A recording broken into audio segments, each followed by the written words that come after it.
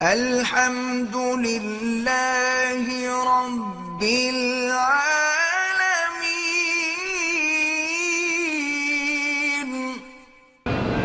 کہتے جی کہ عورتیں جو ہیں 10 محرم کو امام بارگاہوں میں جا کر تعزیے میں منتیں مانگتی ہیں، چاول اور پتہ نہیں کیا سونے کے کنگن وغیرہ بھی وہاں پھینکتی ہیں۔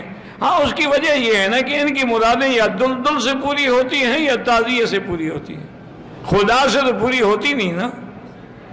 گھوڑے کے نیچے بھی گزرتی ہیں کہ مجھے حمل ہو جائے، اور تعزیے پر بھی جا کے پھول چڑھاتی ہیں اور سونے اور پیسے ڈالتی ہیں۔ وہ تعزیہ ان کو پتہ ہے کہ لوگوں نے بنائے ہیں، وہ بھی ان کو پتہ ہے کہ یہ جو دلدل ہے جو گھوڑا نکالا ہو یہ فلاں ٹانگے کا گھوڑا ہے۔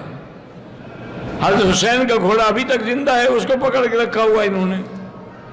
اِنَّا لِلَّهِ وَإِنَّا، اس قسم کی اصل وجہ پتہ کیا ہے؟ کہ اللہ کا ان پر عذاب ہے کہ تم اسی طرح قیامت تک اپنے منہ پہ ماتم کرتے رہو۔ 10 محرم کو دسترخوان وسیع کرنے کا کوئی حکم نہیں ہے، 10 محرم کو روزہ رکھنے کا حکم ہے۔ محرم میں مصروفیت کی وجہ سے ایک روزہ رکھ سکے وہ بھی جائز ہے، لیکن افضل یہی ہے کہ 9 اور 10 ہو۔ اگر ایک رکھنا ہو تو پھر 10 رکھیں۔ میرے دوست مرثیے سنتے ہیں، بالکل نہیں سننے چاہیے۔ ذاکروں کے جھوٹے قصے ہوتے ہیں، وہ جھوٹ بنا بنا کے لوگوں کو رلاتے ہیں اور مذہب سے ہٹاتے ہیں۔ کہتے ہیں کہ محرم کے پہلے عشرے میں میاں بیوی مل سکتے، کیوں نہیں مل سکتے؟ یہ تو شیعہ کا کھڑا ہوا مسئلہ ہے نا، کہ ویسے ساری زندگی زنا کرتے رہو لیکن محرم کے 10 دن نہ کرو۔ ادھر متع حلال ہے، ادھر 10 دن محرم میں میاں بیوی کا ملنا بھی ناجائز ہے۔ اور یہ بھی یاد رکھیں، الحمدللہ محرم کے روزے رکھ رہے ہیں، یہ مہینہ بڑی شان والا۔ حضرت آدم علیہ السلام کو جنت میں جب داخل کیا گیا تو محرم کا مہینہ، حضرت آدم اور بی بی حوا کی جب ملاقات ہوئی وہ بھی محرم کا مہینہ، بلکہ یہ ہے کہ 10 محرم تھا۔ اور حضرت نوح علیہ السلام کی کشتی جب جودی پہاڑ پہ گئی اور آپ کامیاب ہوئے وہ بھی 10 محرم تھا۔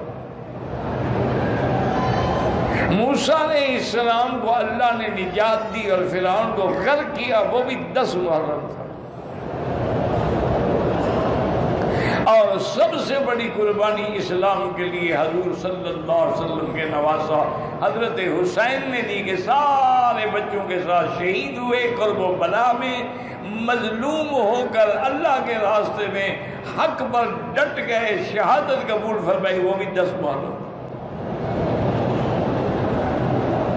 لیکن یہ یاد رکھیں کہ حق حق ہوتا ہے اور باطل باطل ہوتا ہے، کہ حق ہمیشہ بلند ہوتا ہے اور باطل ہمیشہ مٹ جاتا ہے۔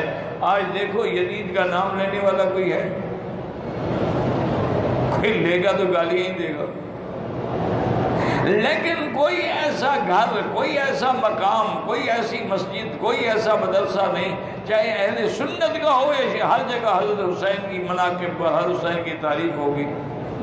اسلام زندہ ہوتا ہے ہر کربلا کے بعد، کہ جب تک قربانی نہیں دو گے، مال نہیں کھاؤ گے، فائدہ کچھ بھی نہیں ہوگا۔